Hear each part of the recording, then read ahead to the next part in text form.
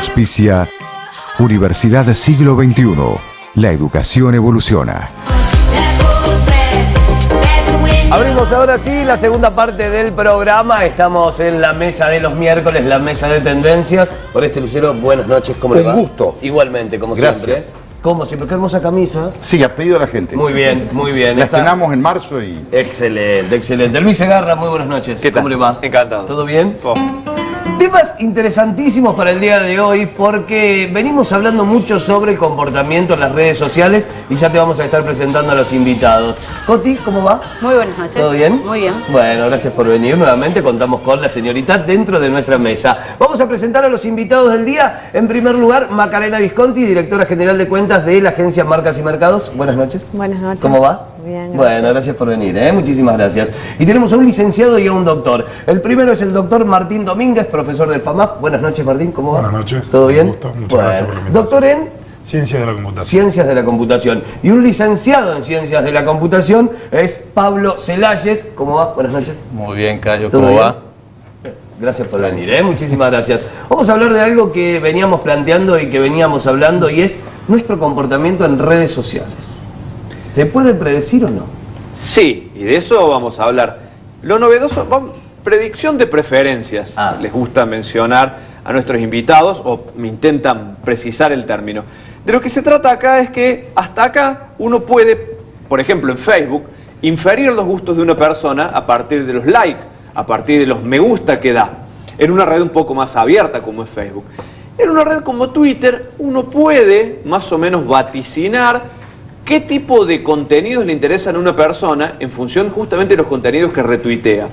De lo que se trata acá es de predecir, de vaticinar los contenidos que va a retuitear una persona sin mirar necesariamente los contenidos alrededor, más bien mirando la comunidad de la que participa. En otras palabras, mirando cuáles son las cuentas que sigue.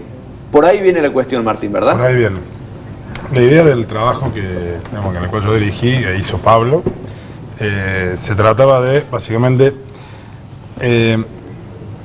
cómo el entorno que tenemos en una red social, en este particular, la red social de Twitter, influye a la hora de nuestras preferencias. En este sentido, si vos me das la información, te hago una persona, vos en tu cuenta de Twitter, Sí. me das la información de a quién vos seguís Sí. y a quiénes siguen esas personas. Que es una información Es abierta. una información abierta. Twitter es una red bastante abierta que se pueden bajar los contenidos y los tweets. Con esa información, y me decís, digamos, para un tweet dado, quiénes de tu entorno lo retuitearon y quiénes no, y yo soy capaz de decirte con un 85% de precisión si vos vas a retuitear ese tweet o no. 85%. Repito, hace un año y medio, estamos en el horno. Es decir, que quienes tienen Twitter, quienes se metieron a Twitter solamente me abrí una cuenta para decir, bueno, yo voy a chusmear lo que dicen los otros, pero no voy a escribir nada. Bueno, si decidís no absolutamente escribir, nada. digamos, si vos lo haces voluntariamente, Claro. no vamos por decir. Es la pero forma sí. en que lo uso yo. De hecho, yo retuiteo muchísimo y escribo muy poco. Sí, pero podés por lo menos predecir qué vas a retuitear. Sí, En principio, sí. En Pero, principio, perdón, sí. al retuitar, estás determinando preferencia también. Sí, También, claro. sí. ¿Qué tema, digo, si vos lo retuiteas porque el contenido o no? Lo importante y la cosa a subrayar en esto es que no miramos el contenido. ¿Está bien? Exactamente. En la primera parte digamos, del trabajo de investigación no sabemos absolutamente nada del contenido. Es quién de tu entorno lo retuiteó. Solo El cuenta cambio, por cuenta, claro. usuario por usuario, solamente eso. El camino inverso de otras investigaciones que se han hecho. Claro, y de general, digamos, porque esto es lo que se llama sistema de recomendación, que están implementados en un montón de sistemas comerciales, que eso, pasa un chivo, pero por ejemplo, tenés una cuenta en Netflix y a medida que la vas usando y vas viendo más Exactamente. series, más películas, como que el sistema te va conociendo y Los, te va los famosos algoritmos. estos algoritmos te van recomendando cosas más cercanas a tus gustos mientras más van conociendo Sí, lo que de vas hecho, haciendo. Netflix, que es la que nombrabas, te tira hasta un 80% de coincidencia Claro, con el ese contenido tipo de que cosas. vos tenés. Ahora, lo llamativo que de hecho nos llamó la atención a nosotros también de cómo se dio el trabajo es que originalmente nosotros queríamos trabajar en un sistema así basado en contenido, que vaya viendo qué es lo que retuitea antes, de qué se trata y en base a eso, de decir, bueno, qué voy a retuitear más adelante. Queremos agarrar un sistema así basado en contenido, mejorarlo con el análisis del entorno y de qué pasa en el entorno social. Por Pero- idas y vueltas de la investigación se terminó dando al revés y empezamos con un sistema de recomendación puramente basado en el entorno social, Eso sin fue lo mirar el sorprendente. contenido, sin mirar de qué se tratan las cosas que a mí me gustaron previamente. Y esa es la parte que nos sorprende de decir, bueno, al final, aunque uno no explicite tanta información en las redes sociales, solo tu entorno, digamos, de alguna manera te está sacando las fichas. O la digamos. elección de ese entorno, de cómo elegiste Claro, tu ahí está. entorno. Y en la segunda parte del trabajo, ponele que dijimos un 85%, a algunas personas, a algún tipo de usuario, vimos que no le predecíamos muy bien. Entonces tratamos de individualizar eso sin hacer trampa, digamos, de cuáles son ese tipo de usuarios.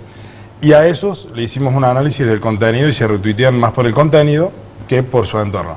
Y mejoramos sobre ese ahí crece. conjunto, crece un poquito más porque, bueno, hay como un cierto sector que sí es más de retuitear por el contenido que por su entorno. Hay un detalle, creo que me perdí. Esto es un sistema informático, digamos. Se Sí. somete a una evaluación dentro de un sistema informático, creo. Sí, sí. Una Digamos, programación. Podemos Sí, es hablar una de serie de eso. algoritmos que hemos implementado. De hecho, parte de venir acá es un poco aprovechar, aprovechar este producto como excusa también para desmitificar un poco esas cosas, o sea, para acercarlos un poco a estos conceptos de sistemas de recomendación, de Big Data, de ciencia de datos, de aprendizaje automático, todas estas cosas que están dando vueltas. Desmitificar un poco el Big Data. Claro. porque Tan usado. todo es Big Data ahora. Claro. Bueno, es una buena oportunidad para que establezcamos esa diferencia. Que esto no es, o mejor dicho, qué es Big Data y qué no es. Bueno, este proyecto se enmarca más en lo que tiene que ver con la ciencia de datos, que es un trabajo en el cual se recolectan datos, se limpian los datos, buscando la información que uno quiere, se hace un análisis de los datos, se puede aprender de los datos, y ahí vamos a hablar en una segunda vez del tema de aprender, que es aprender sobre los datos, y de visualizar los datos. Eso es ciencia de datos. El Big Data es el almacenamiento y el procesamiento de grandes volúmenes de datos. Donde hablo de grandes volúmenes, hablamos de grandes que no se pueden procesar en una sola computadora, sino que necesito Supercomputadora, claro. super y grandes y más de una supercomputadora. Estamos hablando de tele. Google hace Big Data cuando vos haces una búsqueda y busca entre sus ¿Ustedes no algoritmos. hacen Big Data de alta calidad? O sea, yo sé lo que es Big Data. ¿Ustedes no hacen Big Data de mucha mejor calidad? A ver, esto, vamos de nuevo. El volumen de datos, digamos, hace que, digamos, igual, digamos, un problema de donde vos analizás los seguidores de un candidato, tampoco es Big Data. Es ciencia de datos, porque yo bajo datos y los analizo. No es un volumen, digamos, porque además a esos análisis los puedo hacer en una computadora o en un servidor grande, pero no en muchas computadoras. Digamos, está hablando de tera o petabytes de datos para que, digamos, hablemos de Big Data, digamos. Por ejemplo, un caso de una empresa de comunicación, una empresa Por de ejemplo. telefonía celular que tiene millones de usuarios. Por ejemplo, Sí. vamos a diferenciar. Digamos, se suele confundir, ¿por qué? Porque muchas veces los problemas, las técnicas que utilizamos, Machine Learning, que ya vamos a desarrollar un poquito lo que es el Machine Learning, procesamiento de lenguaje natural, se usan tanto en el Big Data como en la ciencia de datos. Uno puede tener un problema resolver un problema de ciencia de datos en una computadora con 100 megas de datos. Digamos, no es Big Data. Pero uno puede hacer un problema muy sonso, o sea, una cuenta, una suma, pero si lo hace con teras y teras de datos, es Big Data. Big Data. Pero no es ciencia de datos, porque estamos hablando de simplemente una suma. En el caso que decía Luis, si vos, por ejemplo, querés hablar de, suponete que tenés una base con todas las llamadas que ha hecho en un año una compañía de telefonía celular multinacional. Estamos hablando de que vos habló de tal minuto, y vos querés saber cuántas horas en total hablaron todos los usuarios juntos de esa compañía. Eso es sumar. Es Big Data, pero es un problema sonso, es una suma. Claro, es algo simple. Claro. ¿Cuándo explota este término del Big Data?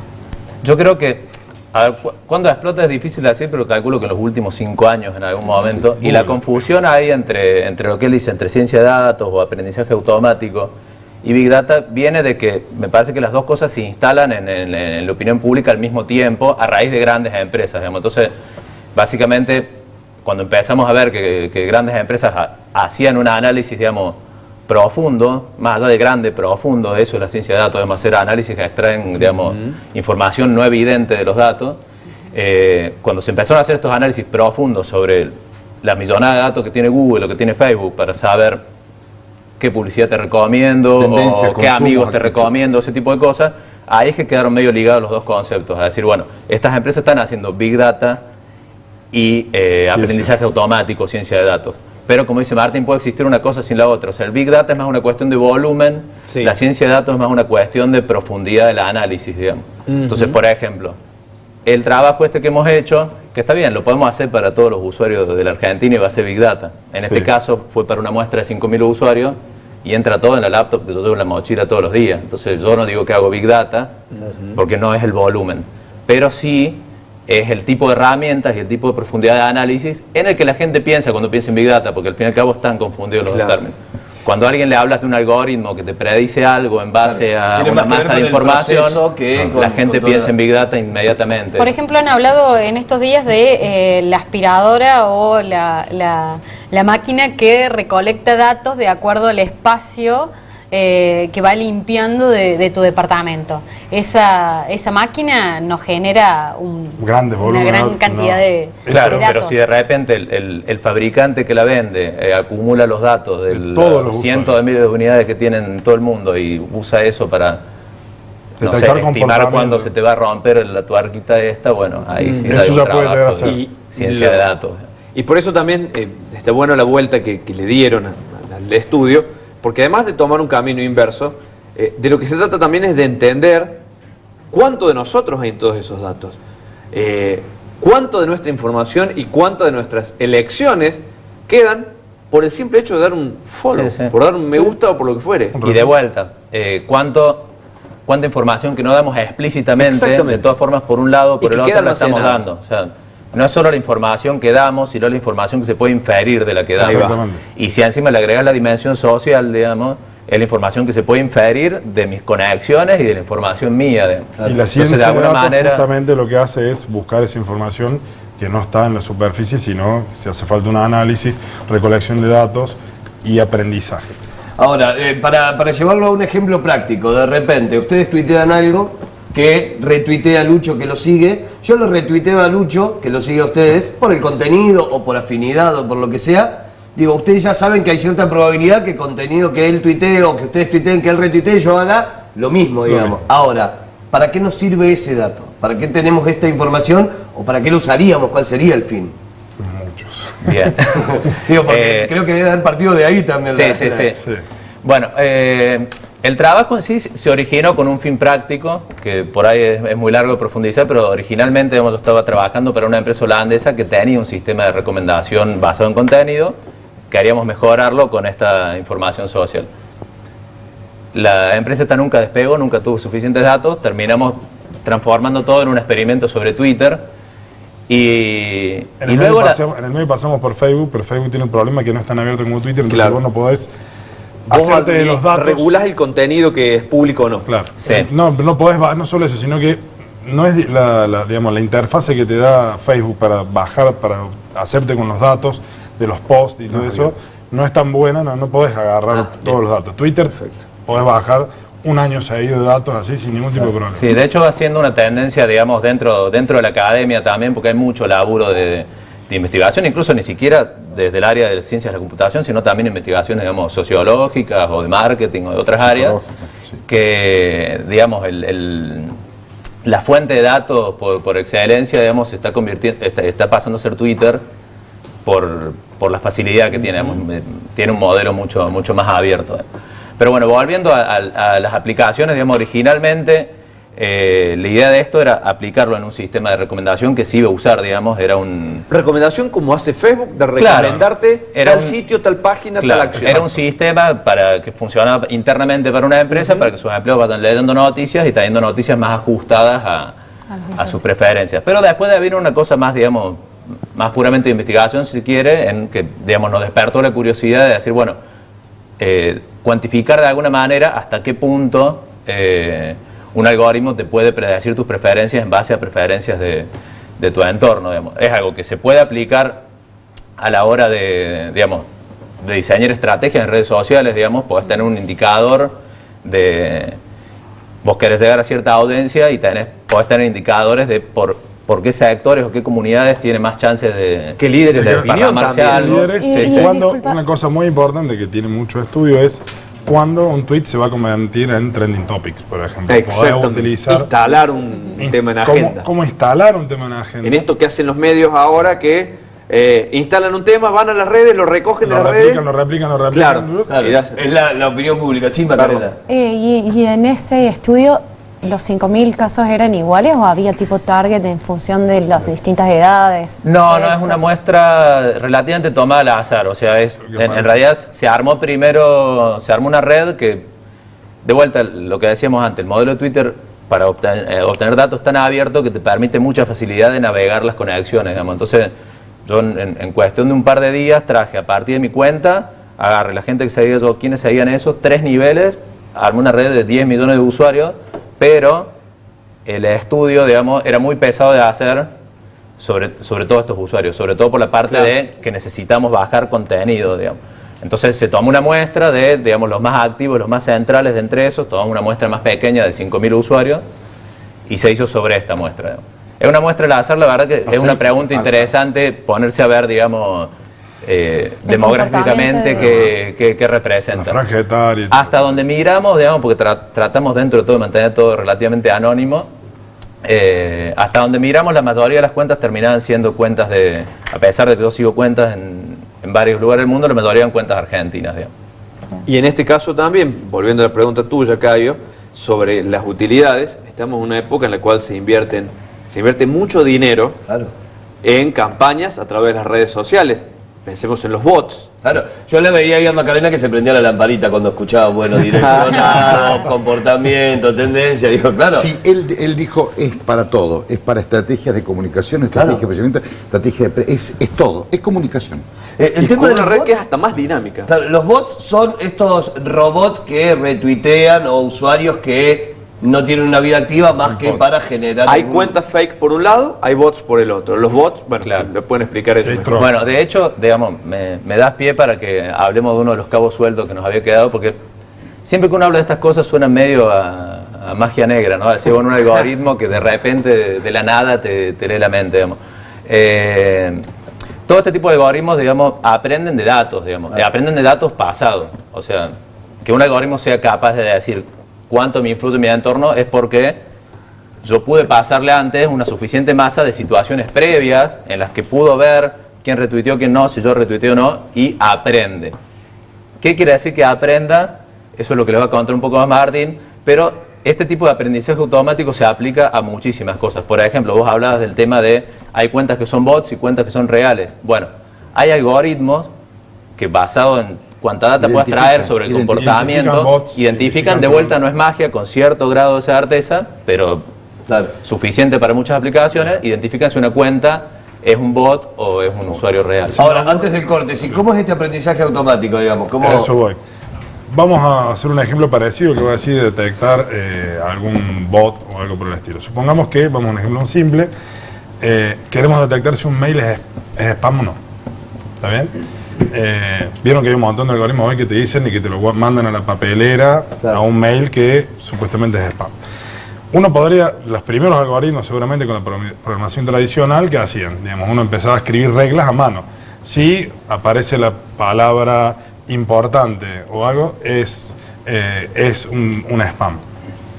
Con el tiempo y con el volumen de datos, eso hace que sea imposible escribir una a una todas las reglas. Entonces uno, ¿qué es lo que termina haciendo? Se empieza a fijar qué tamaño tiene ese mail, qué palabras tiene, y uno descompone, le da toda esa información a un algoritmo, que lo que hace es, le da ejemplos de esa información y diciéndole, este es spam, este no. Entonces, ese algoritmo, el aprendizaje automático, extrae las reglas de los datos, las más centrales, las que más distinguen, y básicamente generalizan. ¿Qué significa generalizan? Que cuando yo le doy un ejemplo nuevo de un mail que no vio, me dice, es capaz de decirme si es spam. Puede ser spam o no, claro, te avisa en muchos Te casos. avisa. Eso es lo que básicamente podría... Es un ejemplo de lo que sería un aprendizaje automático simple.